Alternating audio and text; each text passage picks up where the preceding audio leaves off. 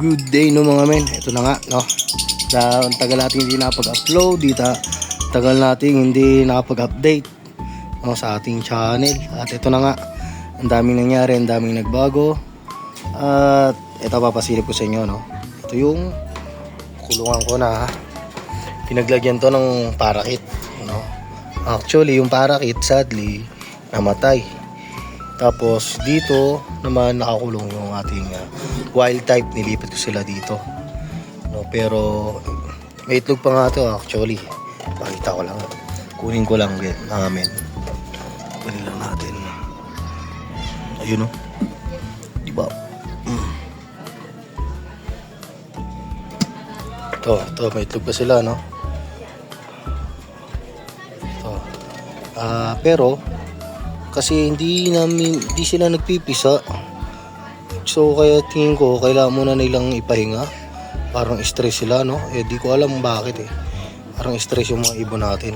Ito yung ating wild type nandito, ito yung pair natin na wild type, ayun sila yan. Tapos ito yung anak nila na si gilid, anak nila yan. Tapos may nakasama ritong lutino. Ito yung lutino na nawala yung pares no, nakalipad yung pares nito, pero hanapan natin ulit yung pares yan. At ito na nga ang ating mga kakatail. Nag-anak to sila ulit ng isa kaso namatay. Buti na lang di sila nahawak, sila kasakit yun no? May sipon na sobrang payat, hindi ko magets. Tapos ito ang ating mga baby birds, na yun sila. Actually apat to sila yung dalawa kung sino man yung nakakuha baka naman pwede nyo nang ibalik. Namimiss ko na rin sila, nakalipad kasi sila. At wala yung wala man lang ring, kaya parang nagsisisi ako kasi yun nga, paano ko pa kahit may makapulot, sana may mga anis na tao, makakuha natin sana yung singsing, yung ibon kung may singsing. At yun, apat o sila, eventually nakalipad yung dalawa. Ganun talaga. Ito, nilinis na rin pala natin tong nest box nila. Yan na, nalinis na yan. Pero parang kulang pa sa linis. Kulang pa. Sabi nila lagyan ko daw ng pulbo. Hindi ko lang pwede yun, pero try natin. Tsaka ito, hoping no, na maging okay to. Sana buwis na update lang naman to ng mga men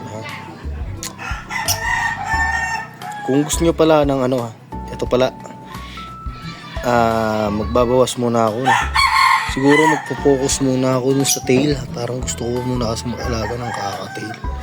Simula nung nawala, doon ko lang na-realize na gusto ko pala ng tail. Ibebenta ko muna yung pair ko ng